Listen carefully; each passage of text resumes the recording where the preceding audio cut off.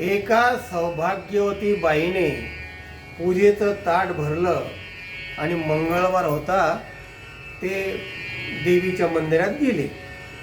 देवीची पूजा वगैरे केली आणि देवीला नवस करते, हे भवानी आई, 12 वर्ष झाले मला मुलगा होत नाही, तर मला जर मुलगा झाला ना, मी तुला सोन्याचं अंगडं वाईन बघ.